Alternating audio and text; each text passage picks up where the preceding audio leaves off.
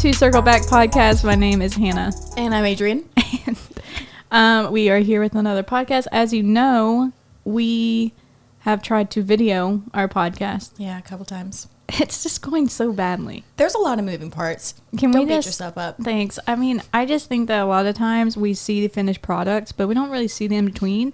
In-between is hard, and it's like there's just never-ending issues. Yeah. Never-ending issues. Yeah. Never-ending story. Issues. Okay. Oh. But sometimes, like, you don't have enough light. Sometimes you have too much light. Sometimes you don't have that right equipment, which is really the problem. So if anyone, I would say that's probably the biggest problem. Yeah, is the if equipment. anyone would like to donate a really nice 2-3 cameras, that'd be great. No, don't do that. Just kidding. Okay. Today, I mean, you can. I'm not going to take that blessing from you, but today we're talking to a friend of ours, and we've had a lot of talk on this podcast lately about the Experience Church. Yeah. Every episode, I think. I think so, and so far, definitely. It's a great place. And so filled with great people, and so why not have them on the show? I think I smell we are stepping. All right. I like the sound of that. So today we have Fred Mindach. Mindach. Yeah. I knew it was either was so close. One was going to be wrong. Have double checked that. Well, So close. I knew it was going to be wrong if I went Mindach, Mondoc, Noondoc, you know, all the docs that are wrong. It's been an issue ever since I've been in school, so you're fine. Okay, thank you. So yeah, we have Fred today, and so let's dive into this. 3, 2, 1. Okay. So Fred has been sitting here watching Adrienne and I eat our breakfast for like 30 minutes. God bless his soul. It's like, you know, what is that, ASMR? ASMR in the mics. Luckily, yes. You're welcome. Luckily, he's really laid back and like not in a hurry. So that's great. But so Fred, let's talk about how we met you. So how long have you been with the Experience, like just as a whole? I've been going to the Experience since 2014. Okay. Oh, wow. So how long have you been on staff? I've been on staff now for 2 years, just over 2 years. Yeah. So as many of you know, the Experience Tullahoma took over the building that my church Life Change was at. And so when they came in, I got a whole new family and just added them to the family. It's been really cool. And so what do you do there? I'm the development pastor, so I kind of do a bunch of things. You develop. I develop people. Yeah, that's Right. That's my job. So I really have enjoyed watching you. This sounds really weird. I don't just watch. Anyway, on Sunday mornings, because you're always like walking around and talking to people. And the reason it reminds me so much of myself when I worked at Life Change, because that's exactly what I did. I was always on the move and always fixing something or always just doing something. And so anyway, I'm always like, I feel that. I feel that I doesn't get to sit down the whole time. But it's good. It's a lot of fun. And so you guys came in, 2022? Yep, it's going to be 2 years here in October. That's crazy. I cannot believe that's been 2 years already. Wow. Time flies. Yeah. When you're having fun. When you're having a good time, I'm telling you. But let's talk about a little bit how you got to the Experience. So you were there at 2014, you said? Mm-hmm. And you guys, 2014. Were you living in Murfreesboro? Living in Murfreesboro at the time, so we had moved to Murfreesboro in 2008, and we had started going to a church there, a non-denominational church that was there, just because I didn't want to be a part of a denomination at that time. Mm-hmm. Yeah. And we were going there for a while, and had a little come to Jesus moment in my closet, and I was like, well, I don't know if this is really the church. Like your actual closet? Literally. Oh, okay. In my closet. What did you think he meant? Well, you know how people are like, in my prayer closet, and it's not like a closet. Anyway, go ahead. It was like a prayer closet too. Oh, so I would okay, pray nice. in there. Yeah. Serve a double purpose. Hang your And it had my clothes. clothes. Yeah. Right. So I'd ask my wife, I was like, hey, I'm kind of hearing this. Do you feel the same way? And she's like, yeah, we should just look around. She's like, I heard about this weird church. You know, it's just started up. We can go check it out. It's on Sunday nights. So we're going to both there for a while. We go to Sunday night. As you do. Experience. Right. Exactly. To try to, and I was like, I think this is the place. Like, this is it. What drew you in? as soon as we got there, when we came in that Sunday evening, just you could see the authenticity right off the bat. People were actually being real. Yeah. Which is weird to say, and because people are real always, but going in there, just seeing the authenticity of the worship, just seeing the authenticity of just the people, not really caring what you think about them worshiping Jesus. Yeah. But it was nice. Do you think authenticity, so we throw around authentic a lot, like not just the experience, but like as a Christian community. Yep. And it's almost like it has become like the word love almost, of like, it's just like, oh, I love a cheeseburger, but I love the Lord. Like, it's just such a big, broad spectrum. But I just often wonder, because I think that the experience is very authentic, and very just like, this is who we are.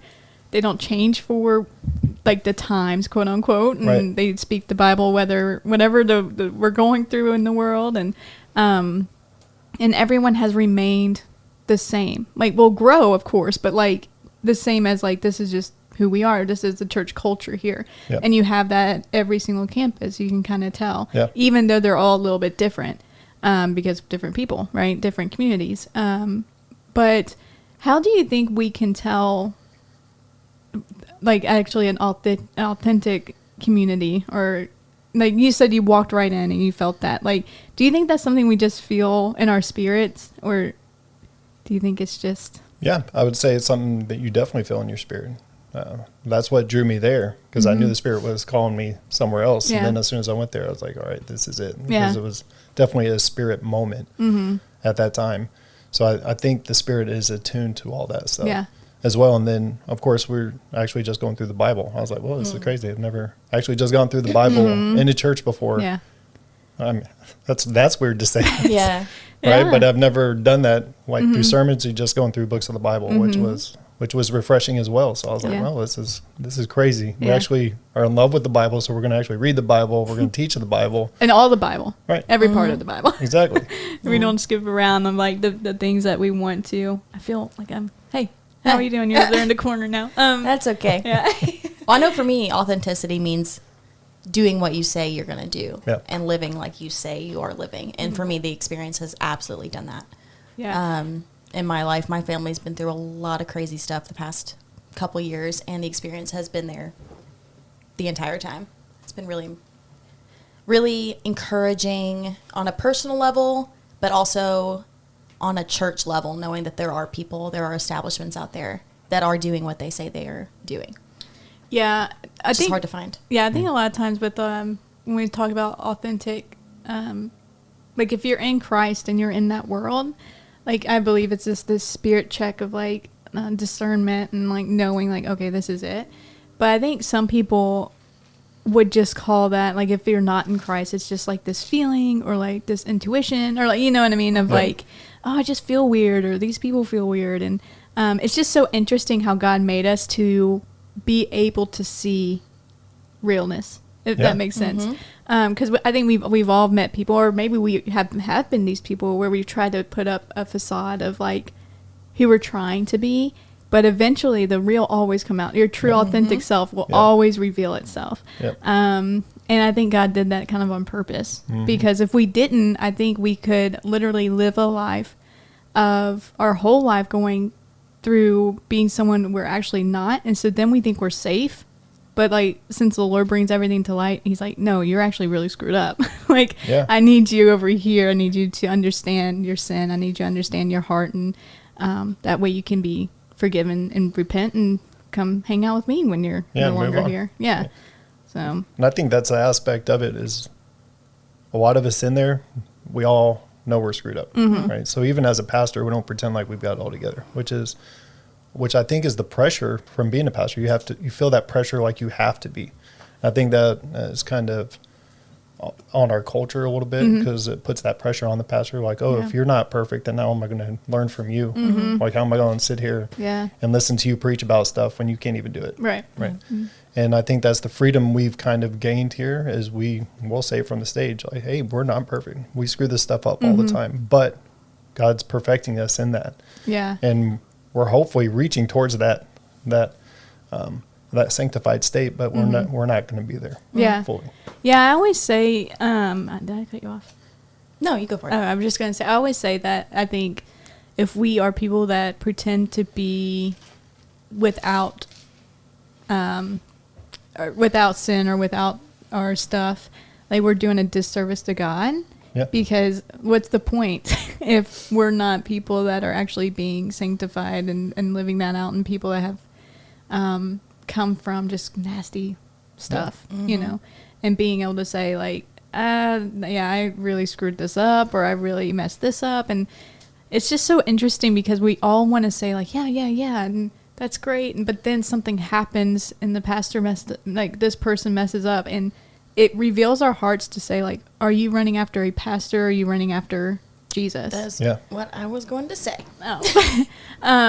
Because I think to me, once you have I think it's understandable to like hold people accountable and hold people to certain, degree and things of that nature. And if they do mess up, being like, oh man, that one hurt because I didn't know they could do that. Or like, what I mean? Like, of course, I think that's natural and normal. Right. But if your entire world is like crashed and burning down because of this, like it may be an issue of who are we worshiping, I guess. Who are we really worshiping? Right? Which is a heart check sometimes. Yeah. And I think we need it every day, because even if it's yourself, like, take everything away from who Hannah is, mom, and whatever title, I have. If I take that all away, I'm still left with myself and the Lord. And like, if I don't have that foundation, then I think we just get so lost. What were you saying? I'm sorry. No, that was basically it. Wow. We're like one person. Unfortunately, that is often the truth. So you have 5 kids. I hope I don't have 5 kids. Oh, you have 4? I mean, I did have a past, so I don't know. Maybe I do. I don't. How many do you know of? I only have 4 right now. 4 right now. With my current wife. All right, so 4 kids. Hey, Craig. You need anything? Oh, just looking. Okay. So you have 4 kids, and your oldest is how old? My oldest is 20. 20, wow. Okay. Years old. And it goes down to like, what, 6 or something? And it goes down to 5. 5. Yeah. She just turned 5. That's awesome. Yeah, in August. That's cool. Are they all named Fred? No. Just one. It's like, was it George Foreman? George Foreman, who named all of his kids George. Yeah. No, not all Fred. Fred, Frederick, Freddie. So 3 of them are female, so it'd be weird. But enough, we could call him Frida. So Frida is like the female version of Fred. That would be They would not appreciate that, I don't think. If your name's Frida out there. My aunt is Frida. Okay. We love you. So don't say. We love you, Aunt Frida. Shout out. Oh, man. So you guys have 4, and you came from California? Well, we came from a lot of places. Well, okay, so you were in I was in the Army. You were in the Army. Nope, Navy. Oh, let's not guess. Let's let him tell us. Yeah. Yeah, that just makes me look bad if I guess. Okay, so the Navy. Tell us about your time in the Navy. So the Navy. So I joined in. Gosh, how long ago was that? It was 1997. I was 2 years old. Yeah, was a negative one. That's how old I am. That's why I look so tired. No. So 1997, I joined the military. I was 17 at the time. Oh, wow. Joined 17 because my mom signed me off. She was like, please get this crazy kid out of here. So you're a crazy kid. I was a little bit crazy, yeah. I did lots of things that tormented my mom. Did you want to join, or was it just one of these things like, I don't know what to do with my life, so I'll just join? Both. Oh, okay. So I didn't know. I was like, I don't want to go to college. I don't want to do none of that. That's dumb. Because I was Stupid at that point. Education. Yeah. I was at that point. I was a teenager. Right. I was like, and partying all the time. And I was like, oh, I can go in the Navy. Yeah. Because my dad was a friend with the guy who was in the Navy. And I held him to very high regard. Yeah. So I was like, ooh, I want to do that. I want to be like him because he's an awesome man. Yeah. So I thought about, that's what drew me to it and caused me to go in. So I went in 2017, went through boot camp up in Great Lakes in Chicago, right outside Chicago. Once I got out of there, I went to A school for aviation structural mechanic. And that was in Pensacola, Florida. I scored one of the highest in my class. I got to pick my orders. I was the second in line to pick my orders. Wow, nice. Good for you. Yeah. And so because of that, I was like, I'm going to Spain. And Spain was up there. I was like, I'm going to Spain. Yeah, that's where I'm going to going. live overseas. So I did that, and I moved overseas. And as soon as you get there, they give you all your stuff. So they kind of onboard you with everything. Yeah. So you get all your stuff, and they're like, here's your whiskey voucher or like alcohol voucher, because you can buy alcohol, you just only get so much. And I'm like, I'm 18. And they're like, yeah, we're in another country. You're legally able to drink at 18. And I was like, this is awesome. I knew I chose the right place. Yep. This is great. So the first thing I did, I went and got me a fifth of whiskey, and I started drinking. So, and then I learned that mantra. In the Navy, we work hard to play hard. So we work however many hours, 14, 15, 16 hours, and then we go out and party hard. And that was sleep for like an hour, or when do you sleep? Even if you sleep, you can just walk back in. It's always good to know that your military people protecting you are not sleeping. Doctors don't sleep. Military doesn't sleep. That is so true. The biggest, really important jobs, a lot of them don't sleep much. Yeah. All right, good. Yeah. So then I met a girl who is now my wife, but not without a lot of turmoil. Yeah. Right. So did you say which is now my wife or not? Who is now my wife? So she's from Spain? She is not from Spain. She was stationed in Spain. Oh, with yes. me She was in my squadron. Yes. Yeah. Okay. So I was a part of VQ2 in Spain. She was stationed there as well. And what was that? It's Craig. That banging? Yeah. I was stationed there, and then with her, we got together, started dating, and I fell in love with her. Yeah. And we went through that whole process of just sort of partying, drinking a little bit. And we were a forward deployed squadron, which means we're always deployed everywhere, which means we're always in business because we spied pretty much on the world. That's what our job was. That's awesome. So we were there, forward deployed. I was in Suda Bay, Crete, which is an island of Greece, where Paul talks about Crete actually in some of his orders. But we were there, and I was, of course, partying like you do because we went over there, so you got to party more. So what? You're like 19 at this point, maybe? Maybe. Yeah. So but it's not old though. I mean, like you're a kid. I'm still crazy. A kid. Yeah, still a kid. You're a kid with all this, just like the world at your fingertips. That's crazy to me. Yeah. So that's a good part of the military, I think. And it teaches you a lot, but you also party a lot too, which is kind of the mentality. And it's not through all parts of the military. It's not everybody does it. Right. But of course I did because I was a partier. So I went there, and my girlfriend, who's now my wife, she had cheated on me, and I was broken. Yeah. I completely kind of wrecked my world up. We broke up, of course, at that time, and it sent me on this tailspin. So I used to be in drugs and stuff a lot and did all that kind of stuff when I was in high school. This kind of sent me right back into all that. So before I was just drinking a lot. Okay, yeah. But now I just use drinking as a platform to do lots of drugs. Right, yeah. So I got back into drugs in the military. So I was doing lots of drugs there. So how does that work? I mean, do they... You get drug tested. Okay, yeah. But you figure out ways to go around that. I don't really know how I got around it. I drank lots of water, and I was like, oh, no, I'm totally busted. Right. It happened once where I just used maybe a couple of days before, and I had to drug test, and I don't know. Wow. Nothing ever happened. Yeah. So, but with that, I partied a lot, went down that whole spiral of drugs. I mean, I was doing lots of cocaine. Tons of cocaine. As you do. Yeah, as you do. We've all been there. The good Greek cocaine, I hear. Well, it's Spanish cocaine there. Oh, okay. It was the Spanish. That stuff's not as good. Yeah, this is fun. It's not as good. That's right. Did lots of ecstasy. I could pop. I mean, I could do anywhere from, depending on the night and how much money I had, in between 2 to 12 pills, which is a lot for ecstasy. Wow. Yeah. I did that, and then I also did a lot of acid.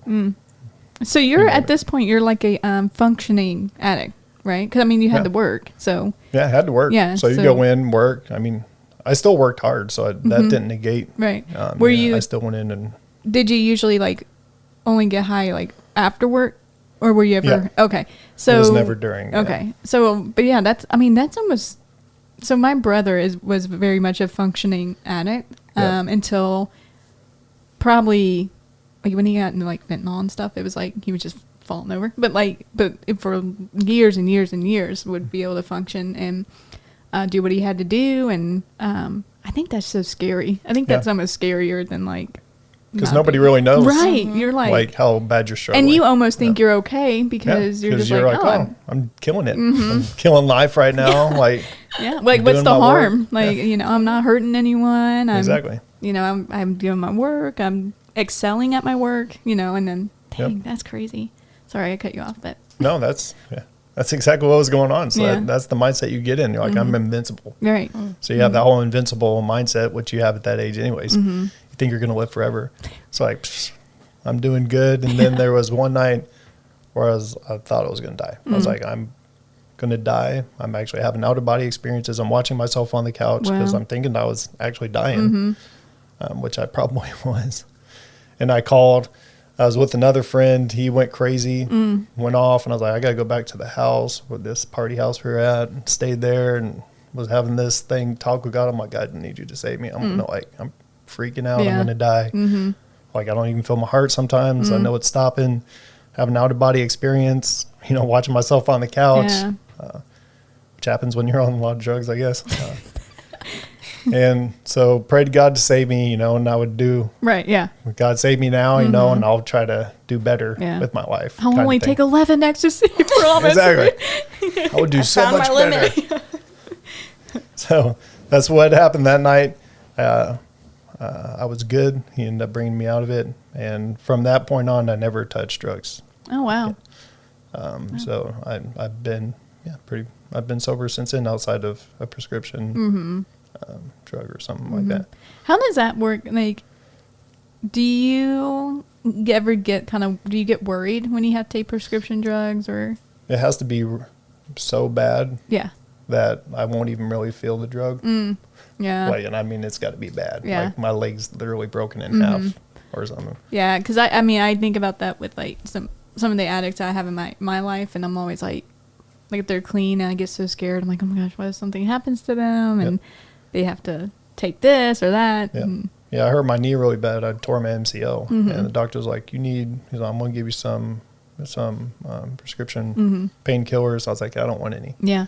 I was like, I'll just take. He's like, no. He went and got me a bunch of samples. He thought I just couldn't afford it or something. I was like, no, I really don't want it. You're not listening. I really don't. You're not listening to what I'm saying. Yeah. So as soon as I got him, I gave him to wife and never took him. I mean, I'll usually take Motrin or something like that if I'm in pain. Yeah. But if Midol's good. Midol works. It's no joke. That does work. It's true. Actually. It is true. It's great. Yeah, it's just so crazy that like it's humbling, I guess, for you to be able to, knowing how long you've been clean, like you've completely transformed your life, like for Jesus, and you love the Lord, you're in ministry, but still knowing that you're not invincible. Yeah. So like you could definitely fall back into something on accident, like, And I think that's the point where a lot of people get in trouble. Yeah. They start to think they're impervious to sin or invincible to certain things because they said no for so long. Yeah. And so they stop putting up barriers like they used to. And then that's when Satan creeps back in again. And then.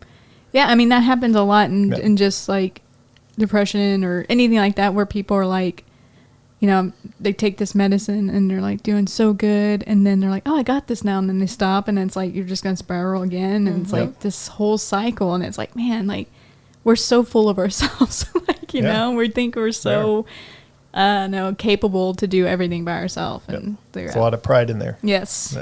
That God's constantly trying to rip out. So how did you and your wife get back? So we ended up getting back together during my drug high when I was starting to use lots. And did she knew that you were using? She knew. She knew. She would kind of go out with us. She didn't really partake in anything like I did at all.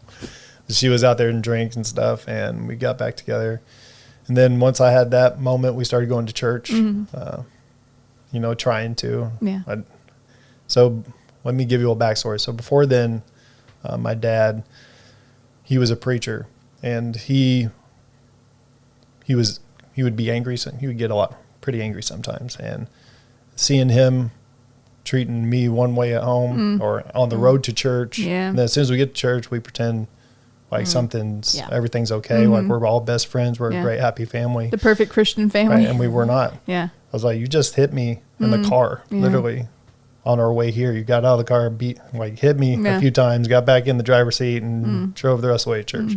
So that's kind of what set me on edge. I was like, yeah, it's a morph way of understandable. So I was like, I can just be crazy and wild and not have to pretend. Yeah. Right. Everybody can just know it instead of me trying to pretend. So this Christian stuff is stupid. And that kind of set a bad taste in my mouth. Sure.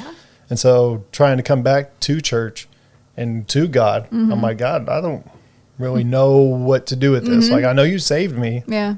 Like, I'm aware of that, but I still don't know how to do this stuff because it still seems all fake to me. All these Christians are fake and a bunch of phonies. And I was like, I don't really want nothing to do with it. Right. So it was really hard. And it took a lot of years past that point for me to start to drop my guard and to even trust people because people still seem fake. Yeah. Everywhere I went, they were fake. So I go to church and it was fake. And I was like, oh, this is it. Everybody's fake. Yeah. Well, to your credit, though, good for you for just continuing to go. Because I think a lot of times people will just give up after the first round or second round. Like, it's like, this isn't for me. I'm done. Yeah. But, like, you continue to, which is, I could only imagine, very difficult when you're like, I am not in this.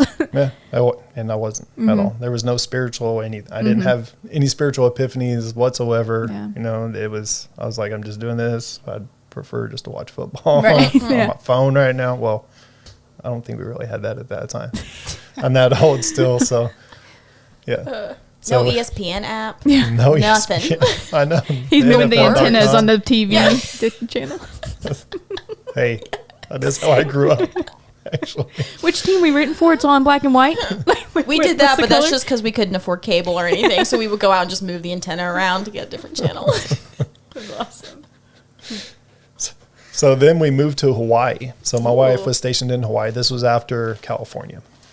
So after California, we were stationed there for a few years. That's where I got into training. So I started personal training a lot there. And worked for Bally Total Fitness. I was their PT director, personal training director for. So were you out of the Navy at this point? Yeah, I'd separated. So I separated after Spain, and my wife stayed in. We got married at the Rock of Gibraltar, which was awesome. Yeah, that's cool. Yeah, it sounds really romantic. As you do. No. Yeah, as you do. Super romantic, right? Sounds amazing, but we just went and had a judge like, oh, you guys are married. I was like, oh, cool. Nice. So it's not as romantic as everybody's like, ooh, that sounds so romantic. It wasn't that romantic. I had two people because we had to have two witnesses, and that was it. Yeah, I don't even remember one. Okay, well, you don't have to tell that part of the story. You can just say, hey, we got married at the Rock of Gibraltar. It was awesome. Yeah. Highly recommend. I just want everyone to know, so everyone remembers, because I will forget. This name of the podcast will be As You Do. Okay. Ooh, As You Do. Yeah, go ahead. Because we've said that like 15 times. As You Do. As You Do. So then we moved to Hawaii. And we started going to church there. And this was the first time I saw people being authentic and real. I was like, oh, this is different. I was like, I don't have a space for this. Right. These big Samoan dudes, like huge 300, something pound Samoan dudes coming up, like giving you a huge hug, like, oh, brother, come in here, brother. I love you. Like loving on you. I was like, this is weird. Yeah. Like I have no capacity to understand this in the Christian realm, so I'm really confused. Was intimacy hard for you? Like, not even with your wife, just like with like in general of like being with other people. Yeah, because I'm interested because like in Navy and so like it's like a brotherhood. They say, I don't know, I've never been, but like. I just wondered if it transferred with you into the Christian world or if it was just very unnatural. So I had, like, all my friends I love deeply, always. That's always been mine. Like, I will be with you till the end. Yeah. Always. And I won't go somewhere else just because you made me mad or something. And I love deeply, and I showed lots of affection. But that never translated over to church. Oh, okay. I always kept people way over here because I didn't trust anybody. Right. Yeah. Didn't trust anybody at all. Can't imagine why. Yeah. And then this started happening. So, and it started to like rock my world. All my walls started coming down. I didn't know what to do. My foundation was crumbling. So I was like, all right, God, what do I do with this? How do I process this? So that was a huge step in my walk, just seeing that. And then we moved to Tennessee after that point. And we got there, and I started going to this church. I started doing life group or like small groups. You know, we just meet together. I started running those. I started one in my business, started doing one there as well, because I knew that's what I was supposed to do. And I was trying to be a better person, be a better Christian, quote unquote, and everything that I thought I was supposed to be doing in the Bible, right? And trying to do that on my own power, which was exhausting. Yeah. It was completely exhausting. And I was like, and then there was a point, and I was like, God, I can't do this anymore. Yeah. I am so tired of putting on this mask, of trying to do all these things and be a good Christian, whatever that is, and I just can't do it anymore. Yeah. And this was in my closet. Yeah. So The I was actual like, closet. The actual closet. And I was like, should we call this episode "Coming Out of the Closet"? With Fred. Yes. You heard it here. Clickbait, first, folks. Clickbait. Yes. All right, sorry. So I went in my closet As and I was you do. just praying. Yeah, as you do. And I was praying. I was like, God, I'm done. Yeah. I was like, I'm tired. I can't do this game anymore. It just seems like a game. This is what my dad did, and I don't have. I'm like, I can't do this. Yeah. Like, I'm tired of it. Either you show me you're real, or I'm kind of bowing out. Sure. You know. And he came. He rocked my world in that closet. I can't explain it. It was an actual very spiritual moment. So there's really no words to describe what happened, except I was a mess in my own closet for no reason. I'm sitting there bawling. My wife was like, "What happened to you?" I'm like, "I just can't pick out a shirt." I don't know what pants to wear with the shirt, and the belt doesn't match. But I was broken. He broke me, and he crumbled me, and he made me mush, and he completely destroyed my foundation. Yeah. Which is what he needed to do. And so he wiped away my foundation, and that's when I was like, all right, God, I'm all in. Whatever you ask me to do, I'm in. Yeah. Because now I can see it now. I can see it. So he gave me a whole new heart for people in the church, and actually gave me a hunger to reach out and to minister to them and to love on them the way that I should have been loved before. So people didn't get this weird idea of what Christianity is. Yeah. Because I think we're all struggling with that to some degree. We all struggle with what is Christianity? What does it mean? And is everybody really just fake? Yeah. Yeah. So it's interesting to me because like it sounds like your story, I mean, which we've only touched the surface, right? But it sounds like your story is like starts and ends with authenticity. Like to have this kind of like, it's like, okay, God, show me that you're real, but I need to see people as them. Like, I need to also see myself. I need to see, and this, like, all this the blinders kind of came off for you to see that, yeah, maybe people are fake. Maybe they are having the same trouble. They maybe grew up the same way you did. Maybe they are doing the same thing that your dad did or whatever. And to be able to take those, put in the Holy Spirit eyes, sort of, if you will, and be able to see people as them broken, like their broken selves. And it's just really cool because a lot of times I feel like we put so much pressure and feelings at church. Like, like if I don't feel God there, if I don't feel, but like you felt your whole world changed in your closet. Yeah. Like, and I think the only way that would have happened is if you, like, first of all, you didn't stop talking to God. Like, you were like, God, I don't want to do this. Like, it wasn't like you're like pouring out your heart of like, I want to go serve you in the nations. Like, you know what I mean? You're just like, I'm tired. I don't want to do this. I don't want to wear the mask. I don't want all these things. And so literally you took off a mask to put on a brand new armor of God in the heart of Jesus. Like, which is so encouraging because a lot of times I think we find ourselves like searching for the next feeling, and that's not always the case. And sometimes it's just like at home. And God will meet you at home. God will meet you in the car. God will meet you, on the couch, when you were a mess and thought you were going to completely like die, like God met you there. And do you think that we have more, like God shares more of these moments than we're aware. Because a lot of times I think we just miss them completely. 100%. Yeah. So I think he's always there. He's just waiting for us to actually turn to him. Mm-hmm. So we think we have to go somewhere, like you were saying. Right. We have to go to this building. We have to hear this person preach. We have to do this. We have to get the heebie-jeebies over here, because if we don't get that, then he's not speaking right. We have to have all these things happen for us to actually hear from God. Mm-hmm. And God's like, I just want you to turn to me. Yeah. And I just want you to be completely surrendered. And I don't care where it's at. Mm-hmm. Wherever you want to surrender is fine with me. Yeah. And I'll be there waiting for you if you just turn. Which is, again, the experience teaching the Bible. So I think there's a couple of things with that. But one of the things that I really enjoy that I've always said is, well, I'll say two things. Is one, I really feel like people that are there are hungry for God.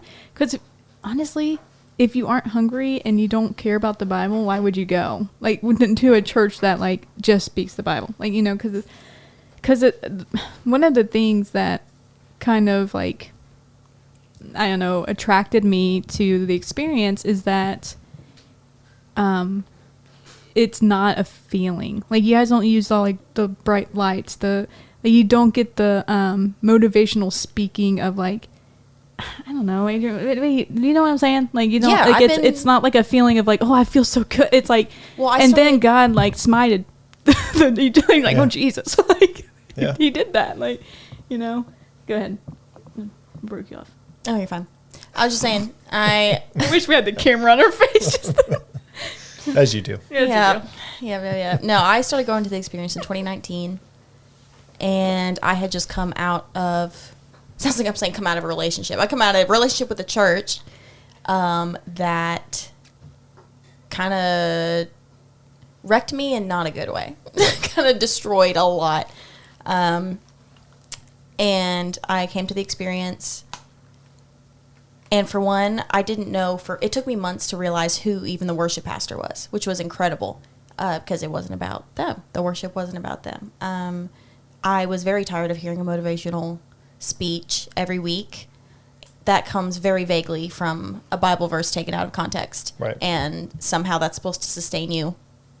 Mm-hmm. I just felt like I had been fed so much people's opinions and their own experiences, very little what I would consider truth. So coming to the experience, and they were going through Revelation for the first time, which normally probably wouldn't attract a ton of new people to the church if they were going just to go. Like, right. Oh, let's go have a feel-good service talking about Revelation. That's what chapter I was trying 17. to say. Yes, thank you. Yeah. So it was completely the people there who made the difference for me, and the teaching, which also has taught me how to study by myself. Yeah. Not just come be fed by this dude who may or may not know what he's talking about. I don't want to take someone else's word for what's true. I want to actually read and know the truth. Yep. And it's continued to be that.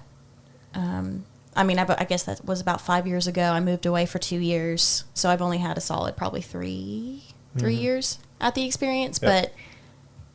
But it continues to be, in my mind, what I think the people of God should be.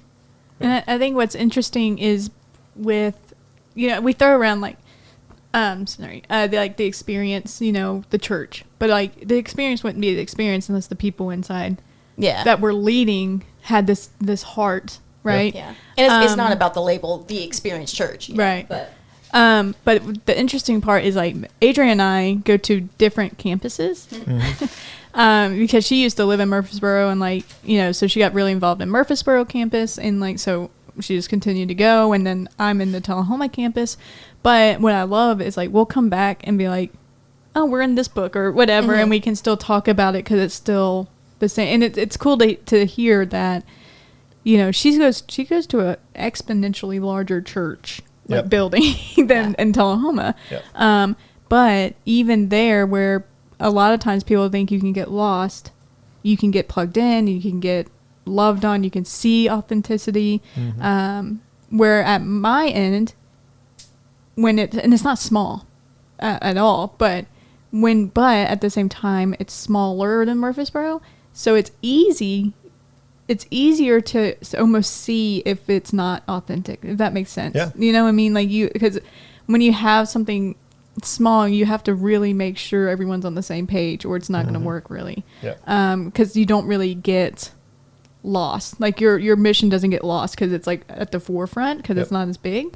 And so it's just, I just always interesting to hear Adrienne's experience because it's pretty much the same as my experience as far as like the church goes, which is and we really came cool. from the same church as well. Yeah. And so it's a really cool thing to be able to know that like definitely when your best friend is like, you know, that they're getting the word and they're getting fed and they're like with good people, like, you know, and you know, you guys do life groups.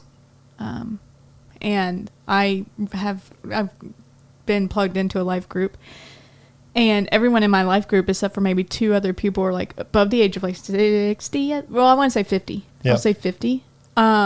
Which is a dream come true for me. Yeah. Like, I mean, it has been such a refreshing thing.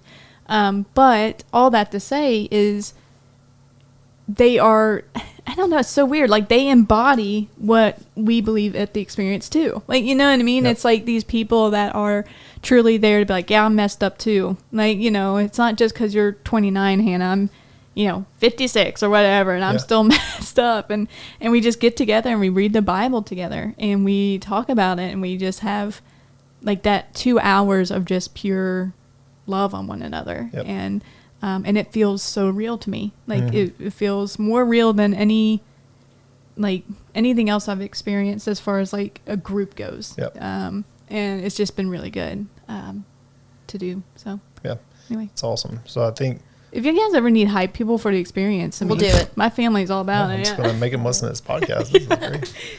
So, which is good for you, right? But I think a lot of people, especially in the leadership, we've all been saved from so much, right? And we all acknowledge that. Yeah. Because a lot of us, I mean, we've screwed a lot of stuff up. Even everybody from the very top to the very bottom, we've screwed a lot of stuff up. And again, like different ages. There's so many. I mean, you have, I don't know, but like, you know, from the oldest to the youngest, and it's a big gap in between with the staff. So we got like mid-20s, pretty much all the way up to, I think it's in the 60s, higher 60s. Yeah.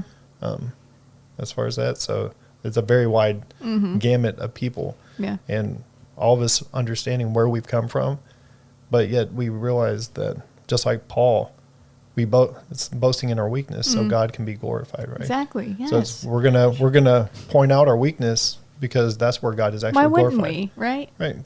And he's being magnified in it instead of us being like, oh, just look how great I am, which just puts all the glory on us, which is not the Bible at all.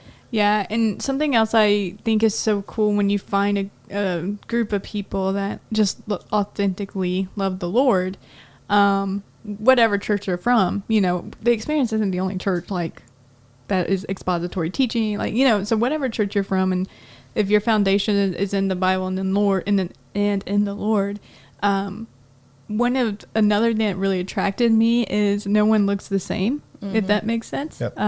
But they have the same heart, which is insane. Like, it's like, oh my gosh, like we can look different. Like we don't have to wear the certain things. You don't have to talk the same way. We don't have to have the same stories. We don't like everyone's welcome.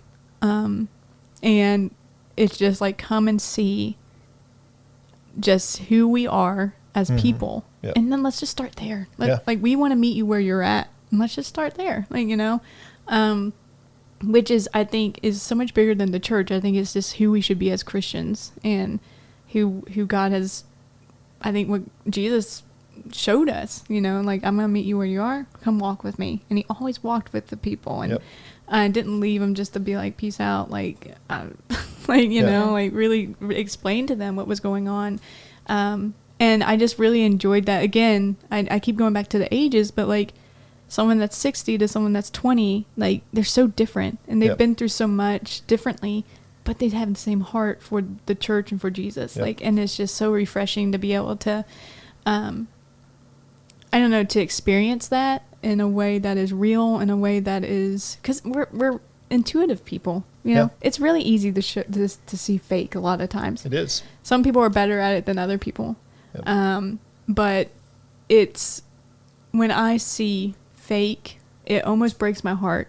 Like, it does break my heart, actually, because if I'm being completely honest, I used to have a terrible issue of exaggeration. Terrible. Like, I grew up feeling like I wasn't seen a lot. And so I would be like, yeah, I went fishing. And you say, I went fishing too. It's a tall tale. Yeah. Yeah. I went fishing too. And I caught a 8-inch whatever. And I was like, oh yeah, mine was at least 12. Like, really, it was like, yeah. Yes. And the thing I always was justifying, it's like, I'm not lying. I'm just exaggerating, right? Right. And it was a real problem for me. Like, all the way up till middle school, and then high school came around, and I really started to internally be like, man, this is getting out of hand. Like, and I didn't want to be that person anymore. But the reason for that is because there was this other thing in me of like needing to be seen, needing to be validated and loved, and I just thought I had to, you know, have the next big thing, you know. Yeah. And if I allow myself, I could still do that. That's just a thing that I have. Like, I have to be careful of where I have to give to the Lord every single day to be like, I am enough. Like, because that's where it comes from, right? It's just this like feeling of the identity of who I am in Christ. And I don't even know why I told that story. I don't know. But I do have two questions, Fred. Yes. That's a little about me. Just tell my dirty laundry and say next. Yeah, next. Okay. No, two questions. First is probably the most important. Yep. Are you wearing a shirt with the brand of shoes you're also wearing? That is correct. Okay. Yep. Zero shoes. They're the best. I was sitting here going, yes, okay. They are. Zero so shoes. you're repping Zero shoes Yep. twice. Do they have gym shoes? Yep. Okay, because you told me. Okay, go ahead. Zero shoes is my favorite. Yeah. Okay, I see that. You're doubly repping. I love it. Two, when you came on staff at the experience, is that something you wanted to do? You saw yourself doing?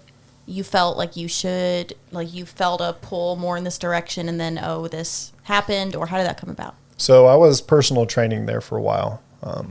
Like physically training people? Yeah. Okay. Like personal training. So I own my own studio. I had my own gym. Wait, you were personal training at not at the experience. No. Okay. I was like, what? No. Did not So know. in Murfreesboro, I I had my own studio and had my own gym. Okay.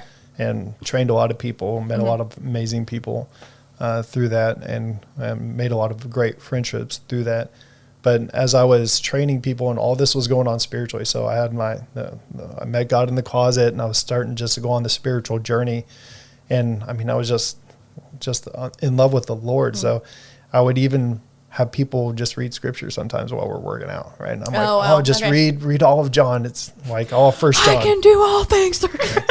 Well, no, that's kind of out of context, but I know. But I would have them just read First John. She's face palming or read certain sections of scripture just to read it, because I was like, man, this is so amazing. Everybody's like, gosh, this guy is crazy. He's done lost his mind, right? Yeah.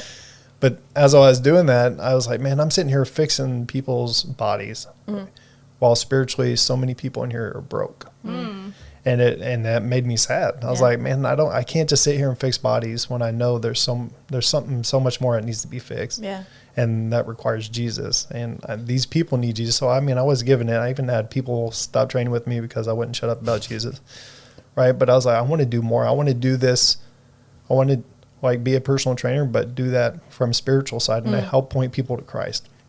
And so I had this pull and tugging, just God was working on me with that. And I wasn't sure what it looked like. And I was a part of the plan that we had started Cannon County with the experience. And I was a part of that plan that went out and while all this is going on. And as this is happening, I'm just feeling God pull me more and more into this, and I'm just pouring in. So I would take time off of work, which is easy when you own your own business. So I'd leave sometimes. There you go. And I would just go and minister to people, just go down there and minister and be with people because they didn't have anybody. And I just wanted to be with them and share with them the gospel. And as I was doing this, I just kept having this heart, and I was just more and more broken every time I would train.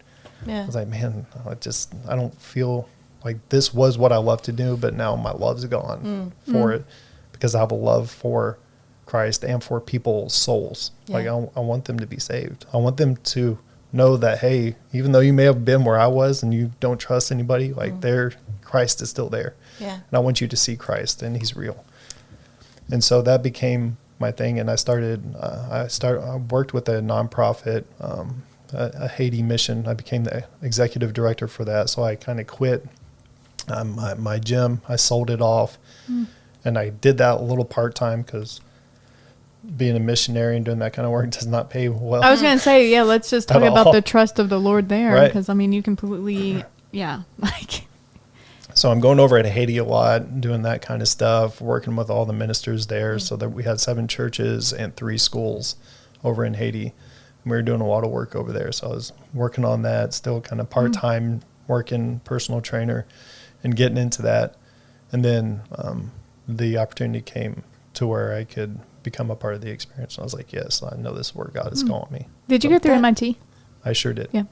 That's so interesting because the Lord, I believe that he puts all of our passions in us for a reason. Yep. And those don't always come about in a way that you expect them to come about. But I think it's very interesting that you've had this passion of literally development, and you did that physically for such a long time. And then the Lord opened the door for you to do that in a more lasting, eternal way. I think that's really neat. Yeah, it's awesome. Wow. It is pretty cool.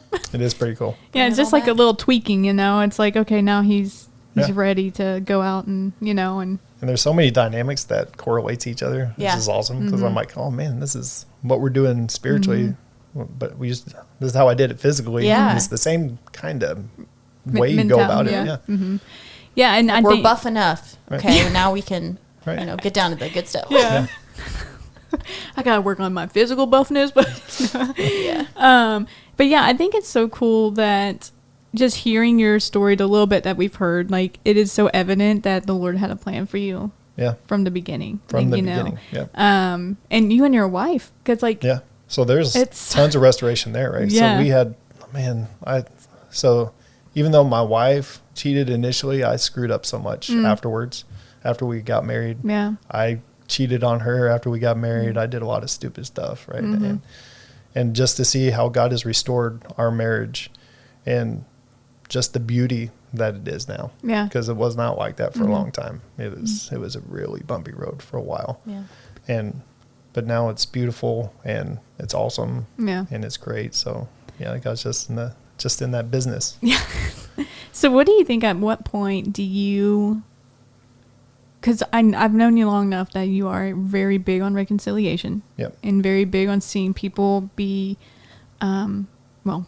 reconciled and be new and be who they're meant to be in Christ. At what point do you hold on to that, or kind of let go of that? You know what I mean? Like not letting go of the hope that they will be. Yeah. But letting go of I can't do this right now anymore. Right. So, that's how. I mean, because with you and your wife, it worked out. Right. But it could not have. Exactly. Right. It's like, so how many times do you play that game? Have if we weren't both running after Christ. Right. So I think that's where it starts. We have to have hearts that are running after Christ. That's where true reconciliation happens. That's where all my reconciliation happened. It's because I stopped running after this. Yeah. Like I wasn't running after all these things. I was running after Christ, and God fixed all these things in that process. Yeah. And so I know that's where true reconciliation comes from. And I know God's waiting there if people are really open to actually reconciling to Christ. He's going to fix a lot of these things. And it doesn't come without hard work and all that. So I'm huge on reconciliation, like you were saying. I know God wants to restore. That's why he came and he died on a cross, right? He came to restore, period. Right. He's in the business of reconciliation. Right. And being able to walk through people with that and pointing them to it. Now, you can't make people reconcile to Christ, right? So I can show them, I can share my testimony, I can do all these things and give them the scriptures, and I can walk with them and I can pray for them. But that's all I can do. Yeah. They actually have to turn to Christ to be reconciled. Yeah. And if they don't let that happen, then there's not any true reconciliation. And if they continually choose not to, it's not that I'm going to wish they don't be reconciled, right? But there are other people who want to be reconciled that I have to give more time to, right? So I have to stop focusing so much here because they don't really want it yet. Yeah. And they don't have a heart for it yet because they haven't been broken enough yet. Mm-hmm. And I know they'll come to that point. I've been there. Yeah. You'll get to that point at some time. And God's waiting. But I'm going to be over here helping other people who are earnestly searching for them. Yeah. I think a lot of times, too, people are like, definitely on the outside, they're like, I mean, how much more broken can a person get? And it's like, it can always get worse. Yeah. like, you know, I've seen my brothers literally in front of me die multiple times. Like, and then the next hour pick up a needle. Like, you know what I'm saying? It's like how many times does this have to go on? You know? And I think it's so easy to look on the physical brokenness, but it's hard to see the internal brokenness, right? Yep. And so apparently they weren't there yet. And it's hard to understand because to me, I'm like, how could you not be there yet? Like, what has to happen? How many times, how many friends do you have to bury? How many, you know, like, how many times do you have to break the family? Like, you know, and all this stuff. And, but it's really this internal brokenness. And until we get to the bottom of that, it's just, it's scary what we continue to do. Yeah. And it's different, right? So physically I was broken with drugs and all that, but I hadn't come to the end of myself emotionally and spiritually yet. So even though God had restored me sort of physically, I still hadn't really come to the end of myself. Right. And that, like I said, happened in my closet, right? That's when all that actually happened. It came to that head. And there was years between broken. Yeah, it was years and years and years. And that was the full broke point. Yeah. Of whereas actually it looked way different. I stopped doing this and I was over here this and I looked like a good person, but on the inside I was more broken than I'd ever been. Yeah, that's so interesting. I think that I don't know. I just think that this brokenness inside of us, there's either, I mean, honestly, it's a life or death situation. Yep. Right. And I pray that people understand that the Lord is in a business of reconciliation, and it is possible. Yep. But man, it can take, like you said, it was years between that. And I think every person that has this relationship with God, this daily moment, every single moment relationship with God, like they will tell you it is it's a reason it says die to yourself. It's literally every single day. Yeah. Dying to myself, dying to what I want to do, dying to my thoughts, dying to all the crap. But so much freedom comes with that, right? And you can literally, like, it's all over the news, all over our world about wanting to find your true identity, wanting to do you, wanting to do all this stuff. But that just restricts us so much more than we realize. Yeah. You know, and to find freedom in Christ is literally to just allow him to work on you, and it is a daily thing. Like, it's not, oh, I finally reached this, now I can just forget it. Like, it is every single day, and you've been doing this for a long time now, and I'm sure every day you wake up and you're like, what are you saying? I don't mean that. That is messed up. Long time. We went back to 97 story. Oh gosh. But like, I'm sure you wake up every day and you still have like things that bother you, and you still have to lay that at the cross, you know. And it's just, I think that we forget that, yes, he is in this business of restoring us, but we also need to be in the business of being open to be restored every single day, and allowing our hearts to be molded to what he wants them to look like. So, oh boy, this was fun. Yeah. Yes. Are you having fun? Yeah. That was a big yawn. Yeah, I know. I've got a long day ahead of me. You do have a long day. I'm trying to mentally prepare. You have a long day ahead of you. Yeah. But no, it was great. Yeah, Fred, thank you for coming. That was a yawn. Yeah. I had fun. I hope you had fun. Yep. I'm sure that's just like a little blip in the story of Frederick. Is it Frederick or just Fred? Just Fred. Just Fred. I love it. Just Fred. Who needs a Drick anyway? Just Fred. Those Ricks are dumb. Dummy dumb. But yeah, we appreciate you, and I hope that you just have a great day. And you guys, if you don't have a church home, come to Experience. Yeah, we'd love to have you. Yeah, we would. So, all right, Adrienne, love you. Love you. All right, talk to you guys later. Thanks, guys. Bye.